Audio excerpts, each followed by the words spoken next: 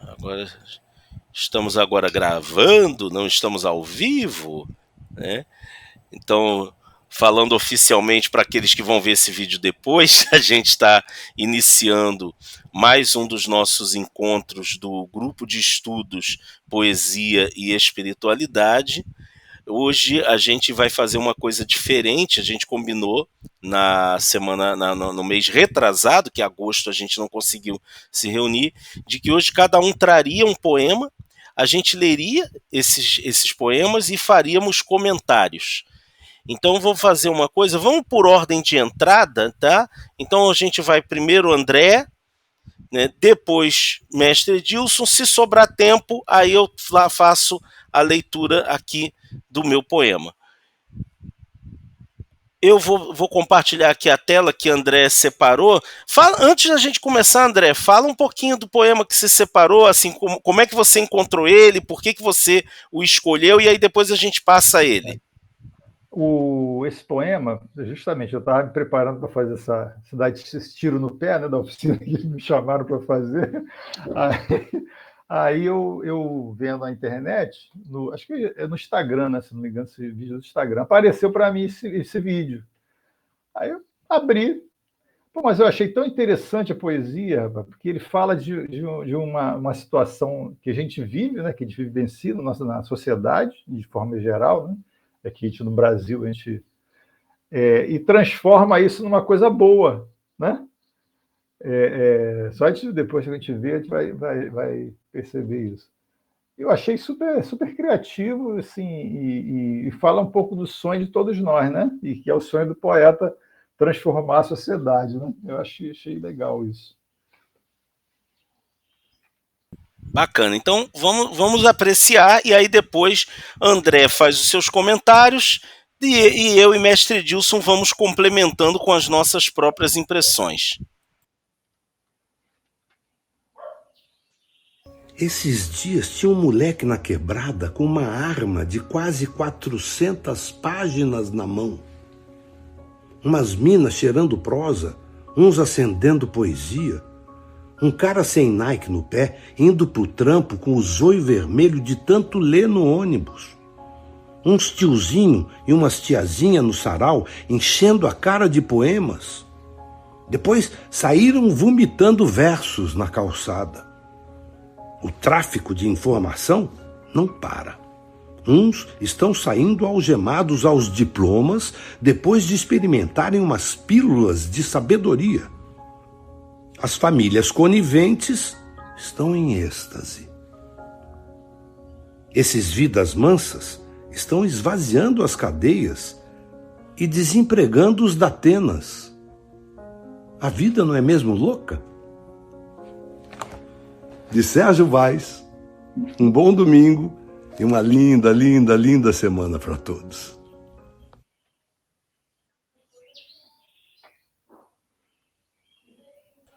É contigo mesmo, André. Olha, assim, eu trabalho numa escola municipal, né? De primeiro segmento, daqui da Prefeitura do Rio.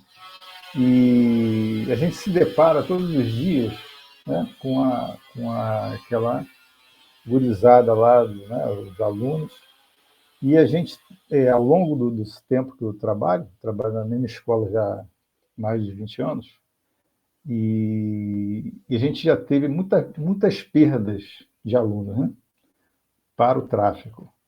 Né? E, assim, isso é muito triste, né, a gente vê.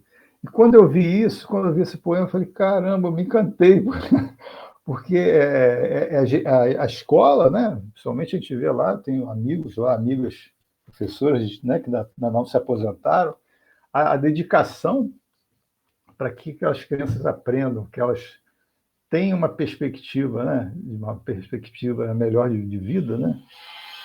E a gente é próximo, não é dentro da comunidade, mas a gente atende as comunidades próximas. E como é difícil, né? A gente vê essas crianças chegarem vai até o 6º ano, indo para o 7º ano, sem às vezes saber ler direito. Né? E eu achei assim, pô, esse poema assim, muito legal. Estou até com vontade de levar lá para a escola, para tipo, passar lá para eles num encontro pedagógico, num centro de estudos. E eu achei fantástico a ideia. E eu não conhecia esse poeta, não conheço esse poeta.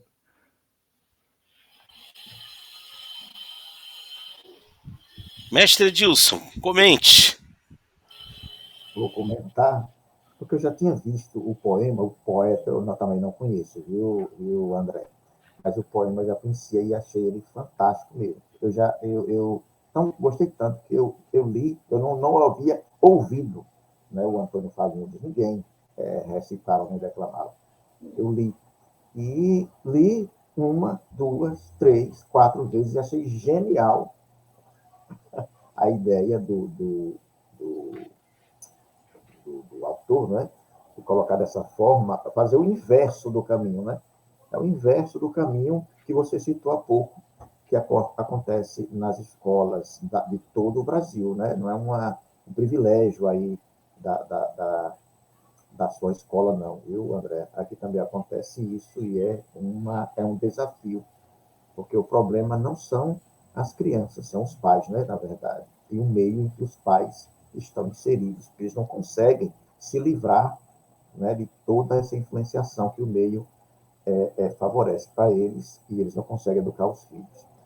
Mas, assim, o que eu achei interessante desse poema é a surpresa dele, o que surpreende nele, o que causa a surpresa do texto. Porque essa é uma virtude, André, e não sei se Glaucio vai concordar comigo, dos poemas considerados, as poesias consideradas minimalistas. Né? O minimalismo ele tem a virtude de causar em poucos versos, um verso só, dois, como a gente vê três, como o haikai e tal, a surpresa que ele causa no leitor, de quem lê. Esse poema não é pequeno, não é minimalista, o que o Antônio Fagundes leu, e ele causa essa surpresa. Normalmente um poema grande, né, ele não causa essa surpresa, porque a gente vai acompanhando o processo, mas esse causa. Então, eu lia e lembro, rapaz, como é que ele conseguiu construir um texto tão... É aquele tipo de texto que a gente pensa, eu gostaria de ter escrito esse texto. Porque é muito bonito, muito surpreendente e causa essa sensação que causou em você, causou em mim também. Aquela coisa bem de ideia transformadora que a gente imagina que talvez isso acontecesse em qualquer cabeça que lesse o poema. Mas não acontece, infelizmente. Essa é a dor que causa em mim, né? Não acontece. Que as pessoas leem e dizem assim, que bobagem. Eu já pedi para uma pessoa ler esse poema, e a pessoa, que besteira é isso? Isso dói quando a gente ouve de alguém dizer bobagem isso. Como assim bobagem, um texto desse? Não, é fantástico o texto. Ele diz muito mais do que... Eu já li vários livros assim, grossos e tal, que trazem uma história maravilhosa, que trazem um contexto, que trazem uma ideia psicológica, tudo no livro. E esse texto ele me causou muito mais, uma impressão muito mais forte do que esses livros que eu li, né, inclusive. Então, por isso que eu estou colocando assim, porque eu li. Parece que eu estou vendo agora, né, mas eu li várias vezes antes esse texto. Surpreendentemente, você o trouxe. Eu tentei me lembrar de trazer esse texto, mas não me lembrei. Né? Entre aspas, coincidentemente, você foi agraciado com uma inspiração de trazê-lo para cá e eu gostei muito, viu? Gostei, adorei o texto. Não sei o que você pode acrescentar e o Glaucio, né, com toda a sua capacidade de percepção que vai além da nossa imaginação, vai dizer para nós agora. Além da imaginação, me senti um personagem do Rod Sterling agora. Não, eu já conhecia esse poema do Sérgio Vaz, né? Também já tinha visto essa leitura do Antônio Fagundes, e eu acho que o que é interessante, né? O mestre Edilson chamou a atenção para um aspecto um tanto minimalista do poema, né? Eu nunca tinha pensado nesse poema como um poema minimalista, mas sempre me chamou a atenção esse jogo de analogia que ele vai fazendo, né? Ele pega o discurso típico da comunidade, da periferia, né? Da quebrada, aquela coisa, e a maneira como ele vai unindo esse discurso da quebrada com a ideia da literatura como uma forma de salvação, de humanização, eu acho isso sensacional nesse poema, né? E aí eu acho curioso, né? Porque assim, a primeira vez que eu ouvi esse poema não foi lido pelo Antônio Fagundes, né? Foi lido por um aluno de comunidade. E aí você pensa, por exemplo, né, na questão da performance, né, da fala do poema, e aquele que fala acaba interferindo na nossa maneira de percepção. Eu gosto da leitura do Antônio Fagundes porque ela acaba sendo um paradoxo. Afinal de contas, você está vendo esse sujeito, né? Que o Antônio Fagundes ele tem um jeito meio de nobre, né? Meio de lorde. E aí você vê esse sujeito usando, não, uns tiozinho e umas tiazinha. É tão diferente de, por exemplo, quando você vê um adolescente morador da quebrada. Pô, aí os tiozinhos, as tiazinhas, tava lá, cara, enchendo a cara de prosa. Isso aí é vomitando conteúdo pela calçada. Pô, e aí você percebe como o modo como se diz é tão importante quanto aquilo que está sendo dito. E é curioso que eu estou participando justamente agora de um grupo de estudos em que a gente debate muito isso, né? A questão da performance, da oralização da poesia. E aí você tem essa junção esse texto paradoxal, esse texto analógico, né? Essa analogia que ele vai fazendo, esse jogo que ele estabelece com o leitor e, nesse caso aqui, com o ouvinte, porque você vai tendo essa noção da poesia, da literatura, como uma ferramenta eficaz de humanização, né?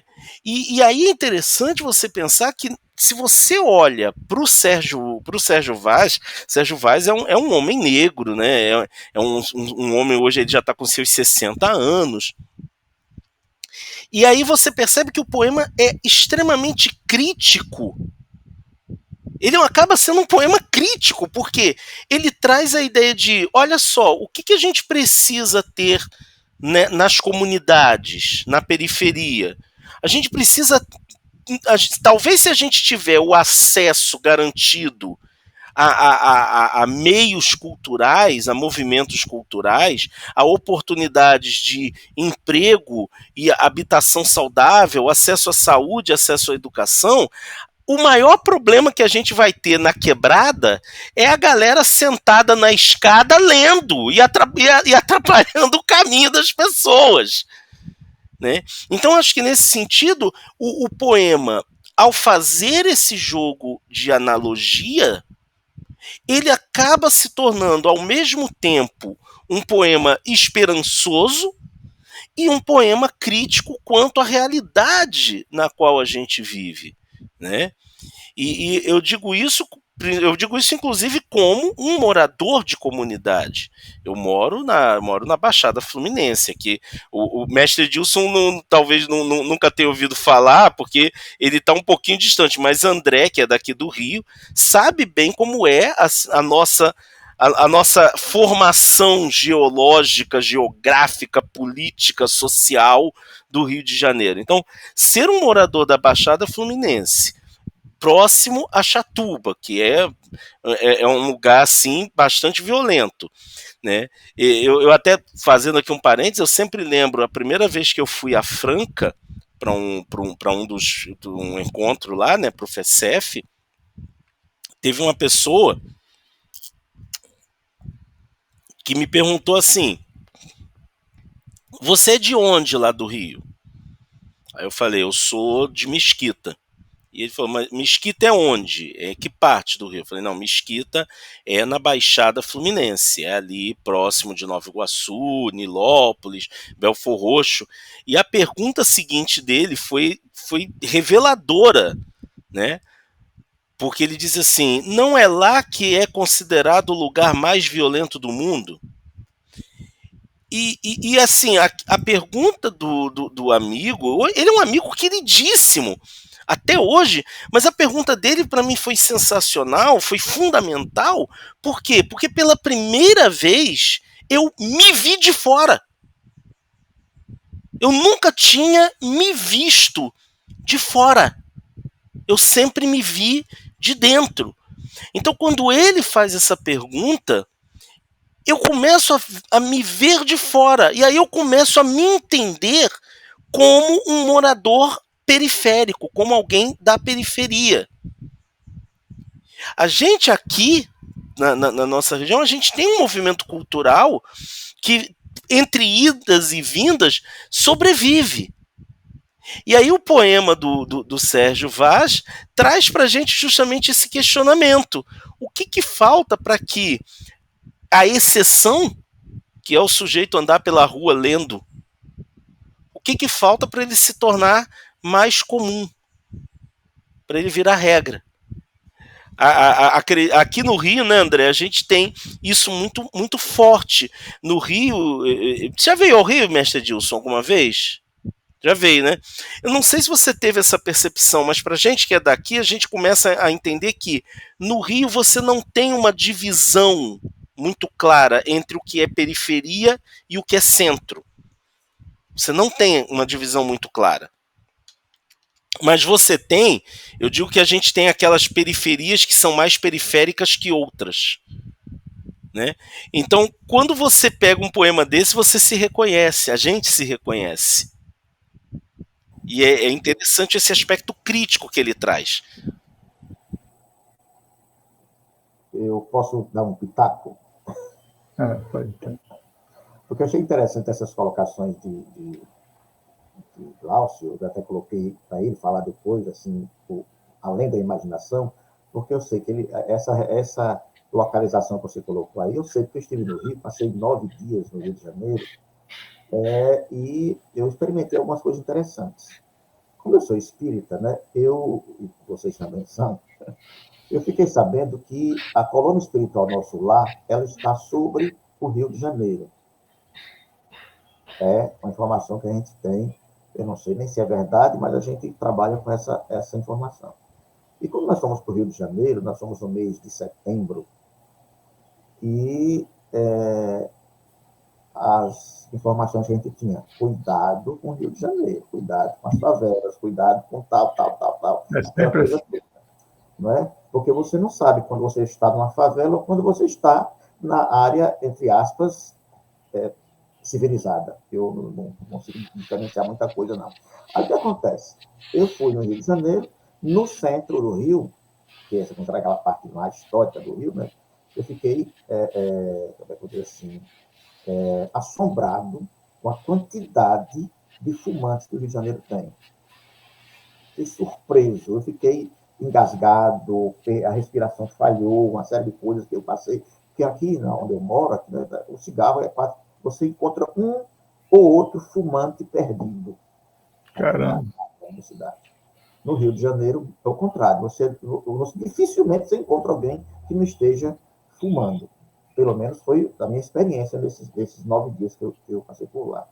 E como a gente não conhecia o Rio de Janeiro, a gente foi, né, nós alugamos um carro e nós vivemos de GPS, né, daquele Google Maps, Waze, aquela coisa toda. Nós fomos, e num determinado momento nós colocamos uma localização, que eu não me recordo agora qual foi, e nós estávamos adentrando a favela. Esse que é o perigo. Exatamente. Rapaz, o que é isso aqui? Vamos dar meia volta, que aqui não está certo, não. Paramos no local, reajustamos o GPS, colocamos o lugar mais conhecido e conseguimos sair da região. E o que acontece? Em todo lugar que a gente saía, e a gente estava sempre acompanhando pelo rádio, né? Inclusive a emissora que eu mais gostou de usar foi a JB-FM, não sei se vocês conhecem, deve conhecer, né? Aí, que é só música boa, só música boa. O que acontece? E a gente escutava de vez em quando, aqui e acolá, um noticiário. E, normalmente, de todo lugar por onde a gente passava, e que diziam que era perigoso, a gente escutava que teve um arrastão, teve não sei o quê, justamente logo depois que a gente tinha saído de lá. Meu Deus, porque oramos ao pessoal do nosso lado para proteger a gente, porque todo lugar a gente tinha essa experiência. E aí eu me lembrei, quando eu falo assim, o Glaucio, ele vai dar um complemento além da nossa imaginação. Por que quando eu coloquei assim? Porque quem vive, e essa localização dele eu tenho mais ou menos a ideia, porque a gente procurou muito antes de ir para o Rio de Janeiro, assim, as localizações, né? A gente se situar antes de chegar. Fazer um mapeamento primeiro, né? E eu sabia que essa Baixada Fluminense tem essa localização. Eu não me lembro se o Mesquita é um bairro ou é um município, não lembro, não, na hora que eu vi. Sim. É um bairro, É município. Hoje é município. Mas talvez há muito tempo tivesse sido um bairro, né? Acho que tem 20 anos de emancipado, alguma coisa assim. É mais ou menos. Deve ter sido há pouco tempo. Porque a gente imaginou que fosse um bairro, mas era exatamente na Baixada Fluminense. Rapaz, quando ele falou que morava em Mesquita, já falou um tempo, né? Ele mora na Baixada Fluminense. E aí entra a questão do poema que eu li. Esse, que eu não escutei, ninguém lembra esse poema que eu li. Eu me lembrei, olha, tem muita gente, porque eu tinha ouvido já uma palestra do Divaldo Franco, falando de um experimento de pessoas, durante um período grande, de pessoas que viviam no meio, para mostrar que o meio, justificando, né? Que o meio, que a pessoa não é influenciada pelo meio. Pode acontecer? Pode, mas não necessariamente. E Glaucio é exatamente um exemplo vivo e claro, límpido, cristalino, de que o meio pode até influenciar, mas não é a regra. Assim, pode parecer, pode ser a exceção. Por quê? Porque já ouvi várias vezes, de vários comentários, de várias histórias, muita gente que saiu desse meio e hoje são pessoas que são até influenciadores, no bom sentido, né? Perdão, a palavra de influenciador hoje é pejorativa, né? Não pode nem usar mais, porque nós temos de influenciadores estranhos por aí, né? Positivos, né? na vida e no imaginário das pessoas que pretendem vencer na vida. Né? Por isso que eu gosto de chamar ele de doutor, porque se você sair de um meio desse, você hoje, você ter essa finesse, essa capacidade, esse entendimento, essa estrutura de percepção da vida, né, que o Glaucio tem, se você falar que ele mora nessa periferia, nessa comunidade periférica do Rio de Janeiro, dita pelo amigo dele, a mais violenta do planeta, né? Ele fala do mundo, né? A gente já vai espalhando, né? Planeta, que sabe o sistema solar. E é uma visão que só tem, como disse ele, quem está de fora. Porque eu tenho certeza, como aqui Itabaiana, vocês não sabem, mas ela é considerada a cidade mais violenta do estado. Ah, do estado. Ela, inclusive, você pegar a quantidade de cidades, né? Ela está entre as primeiras mais violentas do estado. E eu moro aqui em Itabaiana, né? Há exatos 61 anos, né? Completo agora por tempo. E em momento algum, esse período todo, fui vítima de violência. Ou seja, quem está dentro não tem essa percepção, como o Glaucio disse. Não tem. Só quem está fora, que tem a ideia, a informação, e é toda ela baseada em alguém falou o quê? Alguém me disse isso, alguém me disse aquilo. Você não vivencia, você não pode dizer que sabe. Mas, ao mesmo tempo, sem você saber de fora, você não sabe como você vive. E em cima disso que você está falando aí, Gilson, eu queria acrescentar uma coisa com relação ao poema. Por favor. Lá no finalzinho, ele fala assim, estão saindo algemados, né, com diploma, não sei o quê, estão desempregando os da Atenas. Exato, essa parte aí. Então, o que eu estava falando aí, essas informações chegam através a maioria, maciçamente, através da mídia, né? Isso mesmo. E a ideia ali eu achei interessante, porque assim, desempregamos da Datena. O programa do Datena todo mundo conhece, né? Que só fala de violência. Então, são duas coisas. Uma que, se a educação, né, viesse como essa ferramenta, e principalmente a gente colocando aí, puxando o braço da sardinha, a poesia, né? A poesia, né, essa questão da literatura, você vai fazer com que as notícias comecem a se modificar. E segundo, não dá mais audiência para esse tipo de programa, né? Então, eu achei também isso interessante. E essa questão das comunidades, a gente está falando essa visão de fora, né? Mas eu acho que a gente tem que ter a percepção também que dentro das comunidades também existem pessoas, né? Eu discordo um pouquinho dessa questão que o meio não influencia, porque é muito difícil, né? A gente vê lá pelo Livro dos Espíritos, o meio tem uma influência, não há arrastamento irresistível, né? Não é determinante, né? Mas influencia. Não há arrastamento irresistível, mas é muito difícil, às vezes, a gente ver situações. Eu falo pela minha experiência lá na escola, situações de famílias que assim, você vê assim, e a gente fica, às vezes, impotente. O que eu posso fazer? Não, praticamente não posso fazer nada, porque a gente não tem o contato ali com a criança, e às vezes são famílias que são nômades, né? Elas vão saindo de uma escola, vai para outra, e vai fugindo, porque ali já não pode mais ficar lá, tem que fugir para outra comunidade, porque aconteceu alguma coisa. Está ouvindo? Vai ter caído para ele lá. Tá, mutou aí, né? Eu fiquei, tá fazendo um barulhinho aí. Aí, então, assim, eu vou citar uma coisa aqui que é um local, né? Que acho que, não sei nem se lá tem favela, deve ter, mas pelo menos minha esposa que já foi lá em Brasília. Lá em Brasília é a comunidade dos políticos, né? Dos políticos, E a gente vê, se a gente for comparar assim, mal comparando com a comunidade, com a favela, com a comunidade, essa semana estourou um escândalo com um ministro, né? Lá ministro da consciência, eu não me lembro agora. Igualdade racial. Direitos humanos. Estourou Então, você vê assim, é um local onde só tem ricos, né? Normalmente ricos, muitas pessoas estão, né? A comunidade é um local planejado, né? A Brasília é uma cidade planejada, né?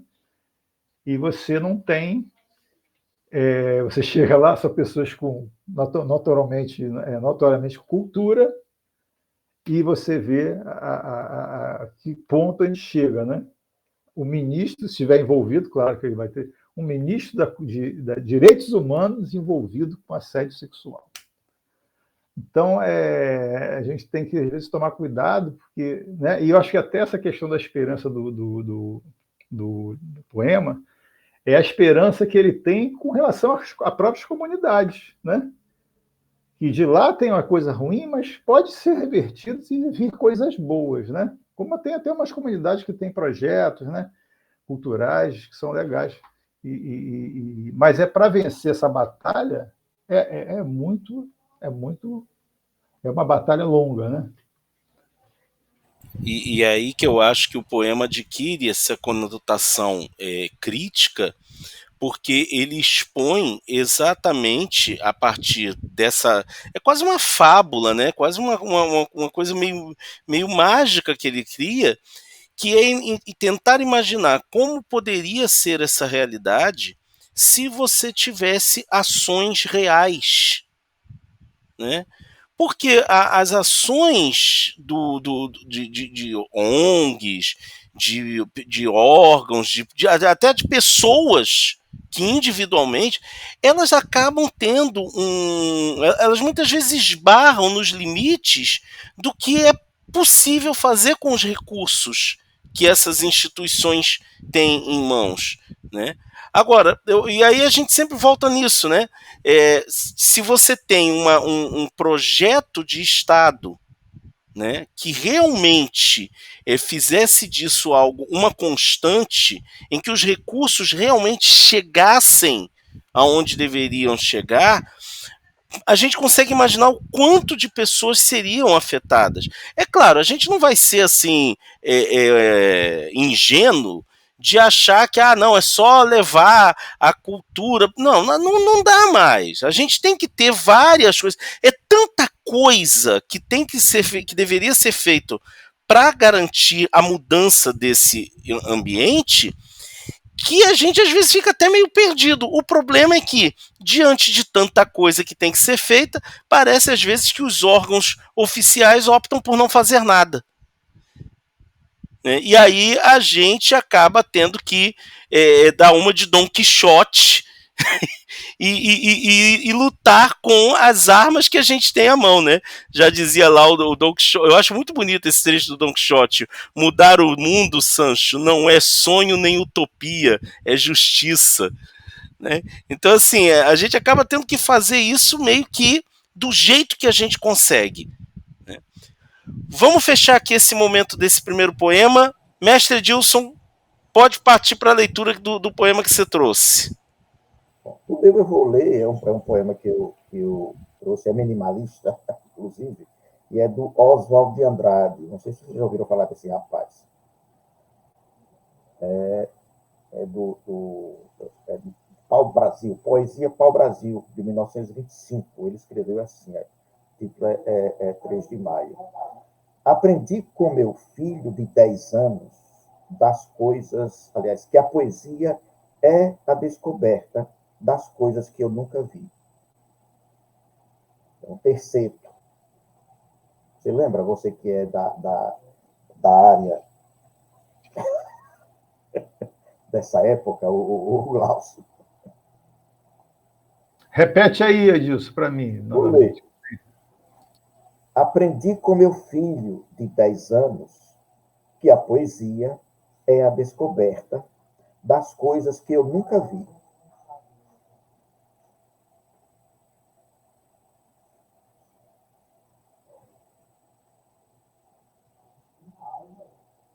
Beleza? Já colocou no chat aí.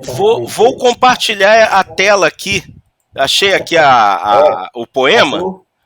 Aí eu vou compartilhar aqui para a gente poder ficar olhando para ele enquanto a gente fala. Bom, aí tá como um dístico, mas pelo que, maiúsculo, você vê que é um outro verso, né? Aprendi com meu filho de 10 anos que a poesia é a descoberta das coisas que eu nunca vi. Beleza? Então, tem uma semelhança, algo parecido com esse texto do Reis aí, que trouxe o nosso querido André. Por quê? Porque, na minha percepção, né, a simplicidade desse poema e, ao mesmo tempo, a complexidade dele. Porque ele está falando, dando um conceito de poesia a partir da visão de um filho de 10 anos. Olha a idade da criança, né? Na minha percepção ali, é como se ele, não sei nem se ele teve filho, se tinha filho de 10 anos, teve, né? Teve. E tal. E se foi realmente com o filho que ele descobriu, ou se foi educando o filho que ele percebeu exatamente isso. Porque quando você tem um filho, não sei se foi o primogênito dele ou não, né? Você vai descobrindo algo que você não sabia antes, de como você tem um filho. Uma coisa é você ver alguém educando, você está sendo professor numa escola, mas quando você educa, você mesmo está educando, aí é onde eu busquei essa poesia, você vai descobrindo uma poesia, que é a construção de alguém a partir da sua educação. Não é? Você educa, você vai passando, mas a criança ela não é um animal domesticável, assim que você não. Ela tem as suas vontades e ela vai revelando coisas para você que, de fato, viu a semelhança que eu estou querendo colocar? Que você, aos 10 anos, quando você tinha, você não via, porque você estava dentro. Uhum. Mas quando você está de fora, você enxerga. Você está vendo agora a criança. Vê se tem semelhança ou não com essa visão Sim. que trouxe o nosso querido Glaucio da vida, né? Ele, dentro da comunidade, ele tem uma visão que ele não via. Ele tem a visão, mas que ele não vê. Ao mesmo tempo, quando alguém fala de você, quando você tem essa vivência, você acaba se descobrindo. E, ao mesmo tempo, descobrindo algo. Então, a poesia, como ele trouxe isso, não sei se é isso que ele quis dizer ou não, mas eu adorei esse texto pequenininho. Sim, lindo. 3 versos. Quanta coisa ele está dizendo nesses 3 versos. Eu resumi da minha cabeça assim: o próprio filho dele é a poesia. Pois é, né? E que ele está construindo, porque ele está educando. Mas, ao mesmo tempo, não, porque a poesia, ela vive por si só. É a criança vivendo a vida dela. Eu lembro das pessoas que falam, né? Colegas, amigos, até mesmo na internet a gente vê isso às vezes, a experiência de alguma outra pessoa. Eu até tenho veio na minha cabeça aqui, das pessoas falarem coisas sobre os filhos, né? Uhum. Cara, que meu filho fez isso e... Acho que o Glaucio mesmo já contou uma história. Do filho, né? Os filhos aí, já quando me lembro, já contou uma história. E eu estou lembrando aqui de uma pessoa que veio na minha cabeça, não sei se já ouviu falar, do Eduardo Moreira, que ele conta a história de vida dele. Ele era banqueiro, ICL, né? Do ICL. Ele conta a história dele e ele fala que ele quase, nessa transformação dele de sair da vida de banqueiro para a vida que ele tem hoje, né, que é contra totalmente a área financeira, ele foi com o filho dele. Ele estava internado, ele teve 7 úlceras, nossa, né, no estômago, quase morreu. Aí lá, durante a internação, ele falou assim: pô, o que eu estou fazendo aqui, gente? O que eu estou fazendo na minha vida? Aí escreveu um livro, ele leu, né, pegou um gravador e leu, escreveu um livro ali. O que os donos do poder não querem que vocês saibam. Mais ou menos assim é o livro dele. Tem até em casa. Aí ele sai do hospital, conseguiu se curar, né? Foi para a livraria, para a editora, falou: quero publicar isso aqui. Aí conhecia ele e falou: você vai publicar isso aí, você vai ser mandado embora, cara. Você vai perder tudo que você tem. Aí ele foi para casa. Aí, lá assistindo um filme com o filho, uma série de super-herói. Acabou a série, desligou, aí aconteceu um problema lá que o vilão, que estava disfarçado de mocinho, foi descoberto por uma pessoa.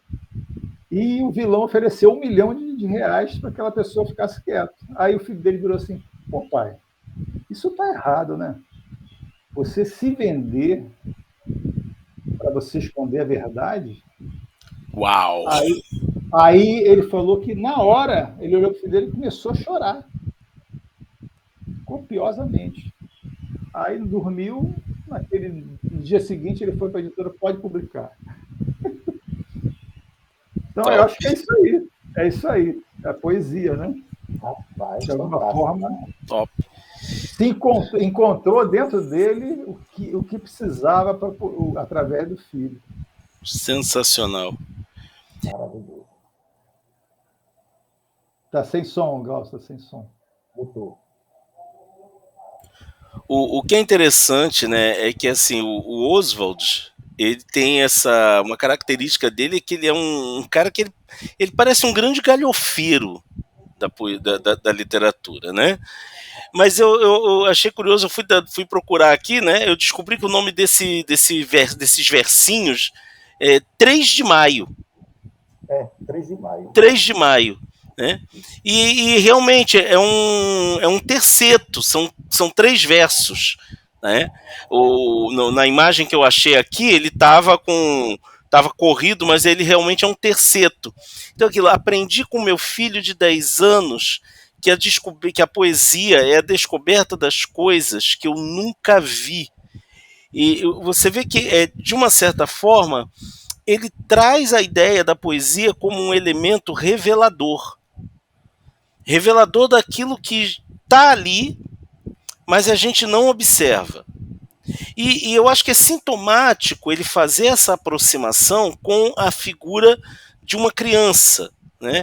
O poeta e a criança, eles são grandes brincalhões. eles brincam com as palavras, eles experimentam sentidos novos. Olhar o mundo pelos olhos de uma criança é muitas vezes você redescobrir aquilo que você cansou de olhar, mas você olha com um olhar automatizado, né? E a criança, como ela ainda está num processo de formação, ela ainda não está automatizada. O que é uma pena é que com o tempo ela também vai se automatizando, ela também vai passando a ver as coisas, a encarar o mundo como ele aparentemente é. E aí você tem nisso o papel do poeta, o papel da poesia, que é o de nos desautomatizar. Eu acho que é o Roman Jakobson que ele diz, agora não me lembro se é o Jakobson ou se é o Barthes, é um desses dois, mas ele fala que um dos papéis da literatura é o de provocar-nos o estranhamento. Então, você olha para as coisas, você as vê, a princípio, naquela camada que ela se apresenta, aquela camada primeira, superficial, e aí você vem a poesia, que faz com que você meio que volte a ser criança e veja além daquilo que está sendo mostrado. E aí isso volta para a gente lá o poema que o André trouxe. O poema que o André escolheu, o poema do Sérgio Vaz, é um poema que desautomatiza a maneira como a gente encara tanto a periferia quanto o papel da literatura.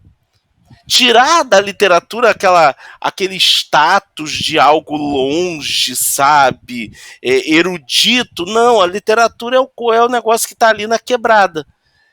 Exato. E como é que você consegue ver isso? Quando você desautomatiza a visão que a gente costuma ter da literatura. A visão da literatura como uma coisa distante precisa também ser desautomatizada. A visão da poesia como uma coisa para poucos precisa ser desautomatizada. A visão da literatura como algo monótono, que as pessoas ainda têm. É por isso que as oficinas de poesia geralmente são mais vazias. Por quê? Porque as pessoas têm uma visão de que a literatura está no território da monotonia. Está lá em cima, né? Está lá em cima, eu não vou entender, sabe? E aí você vai ver, vai olhar, por exemplo, para a literatura, se você continua colocando ela lá distante, realmente, ela não empolga. Ela fica lá. Ela fica lá. Tem um poema que eu gosto bastante, né? Que é o Mal Secreto, do Raimundo Correia, que toda vez que eu vou trabalhar esse poema na sala de aula, eu falo para os alunos, gente, eu vou mostrar para vocês um poema sobre o Instagram, o Twitter e o Facebook, só que esse poema foi escrito em 1800 e pouco. E aí os alunos, eles olham assim para mim com uma cara de... Não acredito, né? Professor, que diabo é isso que o senhor está falando? E aí eu pego o poema Mal Secreto, porque eu lembro agora, por exemplo, o final, né? Quanta gente talvez existe cuja aventura única consiste em parecer aos outros venturosa. Ele é um poema que fala sobre a diferença entre aquilo que você mostra para a sociedade e aquilo que você vivencia no seu íntimo. E aí o poema, escrito lá 1880 e pouco, sabe? A eletricidade mal estava sendo difundida no Brasil. Eu falo, gente, não, o poema é sobre rede social. Porque a rede social é isso. Você mostra uma coisa que você não é. E aí quando você leva isso, e aí você vê os alunos fazendo as analogias. Não, professor, porque a pessoa posta foto como se ela estivesse super bem. Aí, pô, aí a minha vizinha... E aí você vê que você pegou aquele negócio que geralmente as pessoas pensam que é erudito, é distante, não tem nada a ver com a minha vida, você desautomatiza isso e mostra que o cara que escreveu há mais de 100 anos está falando para ele hoje. Por quê? Porque a poesia é a descoberta das coisas que a gente nunca viu. Legal. É atemporal, né? Totalmente. A poesia é atemporal. Totalmente. Quantas vezes você falou de Don Quixote aí? Exato. O Humberto Eco, ele vai dizer que um texto clássico é um texto que nunca termina de dizer o que tem para dizer. E aí é curioso porque eu tenho visto alguns textos atuais, muito bons até, mas quando eu olho para eles eu falo, esse texto ele já nasceu fadado a ser esquecido. Porque ele está tão atrelado ao tempo presente, e isso não tira a sua qualidade enquanto um texto de denúncia, enquanto um texto de reflexão quanto à realidade, mas ele está tão atrelado ao tempo presente que é difícil imaginar que daqui a algum tempo ele vai continuar atual. Talvez daqui a 200 anos, sei lá, as situações voltem a ser tão parecidas com as de hoje, que aí esse texto seja resgatado. Talvez. Talvez. A gente não tem como mensurar. Mas aí você pega alguns textos que, poxa, de 100, 200, 500 anos, e parece que o cara tá falando pra gente agora. Parece que o cara tá falando pra gente agora, parece que o cara acabou de sentar. Você pega lá, tem um vídeo belíssimo da Maria Bethânia, que é a nossa musa corpórea, né? Nossa musa corporificada é a Maria Bethânia. Poxa, que ela lê um poema do Fernando Pessoa, Carta aos Senhores do Mundo. Cara, quando ela começa a ler, você pensa que o texto foi...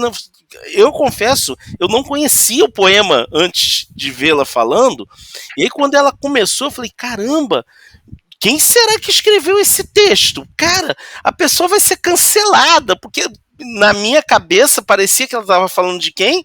Dos governantes atuais. E aí quando ela termina, Fernando Pessoa, 1930, eu, caramba! E aí você vê, isso é um texto clássico. Por quê? Ele continua novo, ele continua provocando estranhamento, ele continua nos revelando aquilo que a gente nunca viu, nos fazendo descobrir isso. Né? Isso é sensacional. O Glaucio, você vê esses dois textos que nós trouxemos hoje, um é extremamente contemporâneo, né? O que trouxe o André, e o que eu trouxe de 1925, do Oswald de Andrade. Você vê a importância desses dois textos. Muito importantes os dois, né? Para a gente analisar, não somente para análise, né? Mas para a gente enxergar realidades tão atuais de forma atemporal, vamos dizer assim. É tão atual que o tempo não vence, não consegue tirar o caráter de atualidade dos textos. Não é?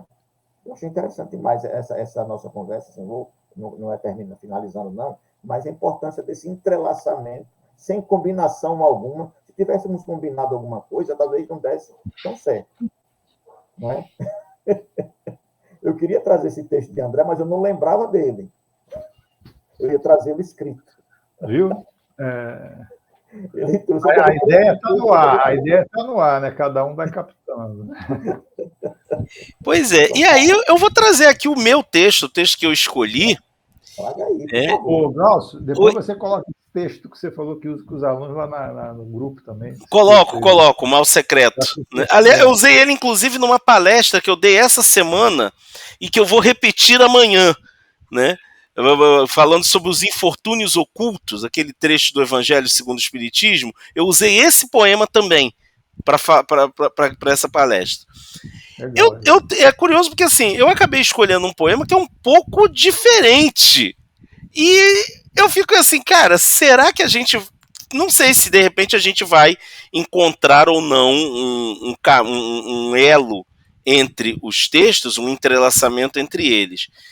Eu escolhi esse poema aqui, se intitula Da Condição Primeira, e é um poema escrito pelo Alberto Pucheu. Alberto Pucheu é um poeta da atualidade, que eu particularmente aprecio demais a obra dele, acho a obra dele assim sensacional, né? Já falei dele aqui hoje, né? Quando falei do poema sobre a oficina de poesia. E o que eu acho muito interessante no Puxeu, na poesia dele, é como ele consegue criar poemas que são ao mesmo tempo esteticamente trabalhados e que tem um conteúdo filosófico, né? O Puxeu, ele traz a ideia, ele fala muito sobre a ideia da fronteira desguarnecida, né? Que ele diz que existe um desguarnecimento das fronteiras que separam a poesia da filosofia. O livro onde eu estou pegando esse poema é justamente intitulado A Fronteira Desguarnecida, que é a reunião da poesia dele, né? A poesia reunida dele dos seus primeiros, acho que talvez dos seus primeiros 10 anos como escritor. E olha o poema. Da condição primeira. Com a licença de todos os santos e a de meu pai Oxalá, pego nesta encruzilhada o prato de comida. A fome é grande e é pela minha boca que comem os deuses. Eu acho esse poema, gente, assim, de uma visceralidade, né? Porque, assim, quando você olha para ele, né, qual é a condição primeira? A condição primeira talvez seja a questão da sobrevivência. Sobreviver é a condição primeira. Daí a fome.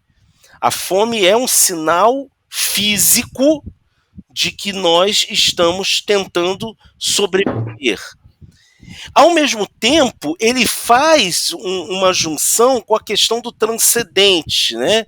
Quando ele fala, com a licença de todos os santos e a de meu pai Oxalá. Essa coisa do divino, do sagrado, para mim é interessante, porque tem um teólogo que eu tenho lido, tá até aqui o livro dele, né? Eu nunca achei esse livro aqui em português. É um cara chamado Paul Tillich, que ele escreveu essa teologia da cultura. E o Tillich, nesse livro, ele fala uma coisa que eu acho interessante, que ele diz o seguinte: Deus é a preocupação última do ser humano. Mesmo para um ateu materialista, Deus é uma preocupação última. E aí você pensa que o texto do Puxeu tem esse título da condição primeira e ele imediatamente ele introduz um diálogo com a preocupação última. Isso, para mim, essa junção, né, esse jogo de antíteses que ele está traçando aqui, que vai levar a gente a pensar no caso do ser humano, né, no homem que está constantemente questionando o Criador. E quando ele começa com isso, né, com a licença de todos os santos e a de meu pai Oxalá, juntou a condição primeira da sobrevivência com a preocupação última, que é o sagrado. Pego nesta encruzilhada o prato de comida. Cara, eu acho essa imagem da encruzilhada, né? De caminho. O que é uma encruzilhada? São caminhos que se cruzam. E aí aquilo, quantos caminhos tem numa encruzilhada? Tem 2 ou tem 4? Porque se você pensa em caminhos que se cruzam, você pensa em 2 caminhos. Mas, ao mesmo tempo, quando o sujeito está na encruzilhada, ele está diante de 4 possibilidades. E aí você pensa, eu dou umas piradas, tá, gente? Vocês já se acostumaram com isso. E aí você pensa 4 pontos cardeais. 4 direções. Só que entre um ponto cardeal e outro, você também tem outros pontos. Então, entre uma direção e outra, você tem outras direções possíveis. Então, o sujeito que se encontra nessa encruzilhada, e aí eu penso no sujeito moderno, o sujeito da modernidade, o sujeito do agora, que ele tem que pensar para onde ele vai, que talvez seja a grande questão posta pela modernidade, pela atualidade, é para onde se vai, para onde eu estou indo. Que caminho eu vou escolher? E se eu escolher ficar parado na encruzilhada, isso também é um caminho. O ponto de parada de uma encruzilhada também pode ser visto como um caminho. A fome é grande. A fome nos leva à noção de que algo falta. Algo está faltando. É uma carência. O que falta para esse sujeito parado nessa encruzilhada? Ele está parado nessa encruzilhada. Algo lhe falta. E ainda assim, o que ele... Deixa eu desligar aqui que está me avisando que o microfone está fazendo ruído. E ainda assim, qual é a atitude que ele toma ao se ver nessa encruzilhada? Acontece essas coisas. E aí, como eu estava dizendo, o que ele faz quando ele se vê nessa encruzilhada? Ele está buscando para onde ir, mas ele vai dar conta do quê? Da sua necessidade imediata. Então, há um certo senso de imediatismo e de urgência para o ser humano. De que para tomar uma decisão de caminhos a seguir, ele precisa dar conta da sua condição primeira. Que aí agora me ocorre que talvez não seja exatamente apenas a sobrevivência. Mas talvez a gente possa entender que essa condição primeira também é o que eu sou. Quem eu sou. Entender a sua identidade. E aí, quando ele finaliza, e é pela minha boca que comem os deuses. Tem tanta coisa nesse verso, porque a gente pode pensar que aqui ele está partindo para uma ideia, talvez até influenciada por Nietzsche, de que é o homem quem inventa os seus deuses. É o homem quem cria o divino. Porque tudo aquilo que a gente sabe sobre o sagrado, sobre as divindades, é o que a gente diz. É a nossa percepção. Então você pode estar aí pensando nisso, os deuses como uma invenção humana.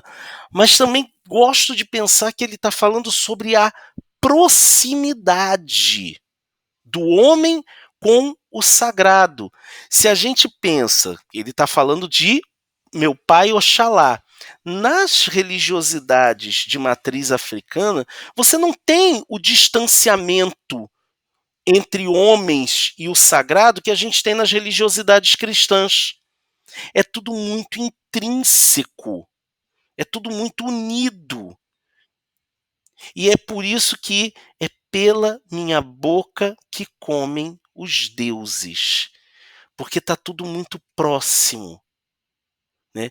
E aí a gente acaba vendo que esse poema ele enfatiza o desguarnecimento de uma fronteira entre o homem e o sagrado. E ao mesmo tempo você tem um poema que tem esse viés crítico do qual a gente está falando desde o início. Porque ele trata de algo que é uma urgência num país como o nosso. Um país que produz tanto e que tem tanta gente com fome. Foi isso que eu pensei sobre esse poema para trazer para cá. Agora eu quero ouvir de vocês. Eu achei legal isso aí que você trouxe, né? É engraçado que o ponto de contato, você falou a questão crítica, justamente foi essa questão aí da fome, né? Lá a gente estava falando da literatura, da necessidade da literatura, né? Da gente ter como uma ferramenta de transformação. Mas até para isso acontecer, o combate à fome é uma coisa fundamental, né? As pessoas sem comer, sem ter o que comer. E aí, esse último, eu estava falando, último verso, E é pela minha boca que comem os deuses. Eu me lembrei daquela passagem de Jesus que ele fala, não é o que entra pela nossa, não é o que entra na nossa boca que vai nos sujar, né, digamos assim, né? É o que sai de nossa boca, né? É a palavra, né? O que a gente fala é muito mais importante, né? Vai nos definir do que o que a gente come, né? Isso veio também à minha mente.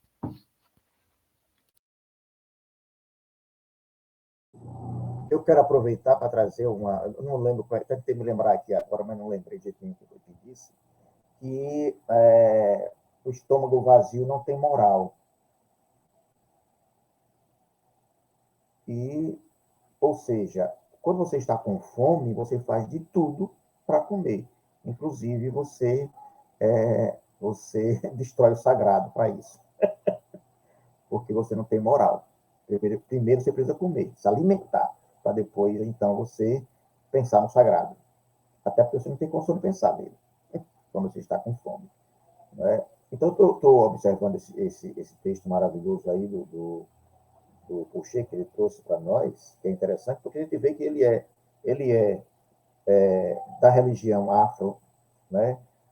Desse sincretismo interessante, e a proximidade que ele tem, ou se ele está sendo, né, usando o eu lírico, mas que mostra a capacidade que ele tem de enxergar aquilo que essa religião, tem como sagrado, que é exatamente aquele entre aspas, de espaço ali na encruzilhada, que está a céu aberto, que é oferenda para os deuses, para os santos e tal.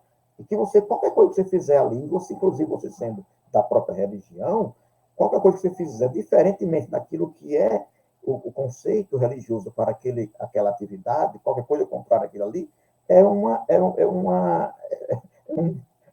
aberração religiosa que você comete. E ele já está pedindo licença com antecedência, porque eu vou comer. Eu vou comer porque eu estou com fome. Né? Ou seja, vocês me desculpem aí, porque eu preciso comer, mas eu sei. E aí onde está a questão, porque quando a gente conhece mais um pouquinho da religião, toda religião ela é baseada na mediunidade, no mediunismo, né? Essa é a religião. Ou seja, na comunicação dos espíritos através dos médios. E, em tese, todos são médios. Inclusive aquele ali que está com fome, ele também. Então, os deuses falam através dele, ou seja, eles utilizam, como o Glaucio colocou, porque o Deus que foi beber na fonte de Nietzsche, né? Porque o homem, nós só sabemos de deuses por causa do que o homem inventou, criou os deuses. É ou não é? Somos nós que criamos Deus. E no sentido de que não podemos dizer categoricamente que Deus veio e disse alguma coisa para a gente. Não. A gente sabe isso da boca dos homens. Não é assim? Então, Deus bebe, come, tudo se manifesta através de nós, de cada um de nós. Sendo nós religiosos ou não importa. Não é? Então, o que nós fazemos, agimos, né? Tudo isso é pela influência, pela necessidade que esses deuses têm de, através de nós, se manifestarem dessa ou daquela maneira. Tá? Então, aí eu acho interessante, muito interessante, isso que foi colocado pelo Puxil, porque ele nos mostra uma realidade que quem é religioso, em geral, se recusa a enfrentar. Não, vem de lá, né? Deus, aquela coisa, né, do saco. E a gente não quer isso. Não quer, porque descaracteriza a religião quando a gente fala dessa forma. Porque nesse momento, ali, quando ele fala isso, ele descaracteriza, desreligiosiza, vamos colocar assim, a religião. Tira esse lado do sacro, né? Daquela coisa bem sobrenatural, transcendente da coisa. Tira completamente. Deus existe e ele come porque eu estou comendo. Olha que coisa fantástica isso, né? Se eu não como, Deus não está se manifestando através de mim. Eu morro. E acabou. Aí é Nietzsche falando. Eu achei interessante demais, isso fantástico isso daí, viu? Eu fiquei arrepiado, era escutando o Lácio comentar, e meu Deus do céu, que coisa maravilhosa. E isso é, como disse lá, né, no comentário do nosso texto, né, do Oswaldo, trazendo exatamente essa descoberta. É você estranhar aquilo que é dito. Tome a liberdade de estranhar. Vá escarafunchar, descubra, né? Ainda que você não precise de uma criança de 10 anos para isso. Descubra, vá atrás. Que coisa fantástica. Adorei, Glaucio. Que texto maravilhoso. Até agora eu vou estou até gravando ele aqui para guardar, porque isso é maravilhoso. Pode ser colocado para qualquer religião, viu? Qualquer uma. Inclusive espírita, porque nós usamos água fluidificada. Eu vou até sugerir que a gente pegue, cada um de nós pegue o texto que escolheu e coloque lá no grupo, para que as pessoas conheçam os textos que foram debatidos hoje, porque eu só vou conseguir subir esse vídeo da nossa reunião de hoje mais tarde. Né? Mas aí a gente já pode colocar lá, que eu acho que vai ser assim um ganho muito legal, para o pessoal até já ter uma noção de como é que foram os nossos debates aqui hoje.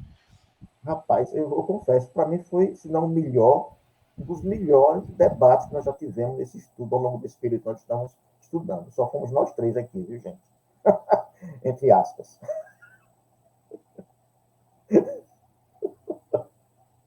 Pois é, e aí, é isso. Estamos chegando ao final, são 11h26.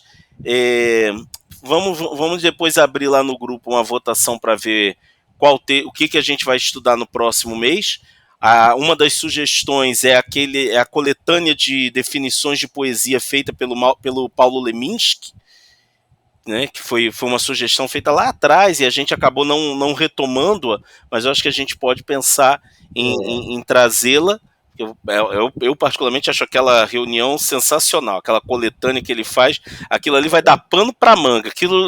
Acho difícil a gente fechar aquilo numa reunião só. Até porque o Leminski, ele é isso, é de fazer estranhamento mesmo, viu? O tempo todo. O tempo todo. Vamos bater nossa selfie? Deixa eu botar aqui, todo mundo sorridente.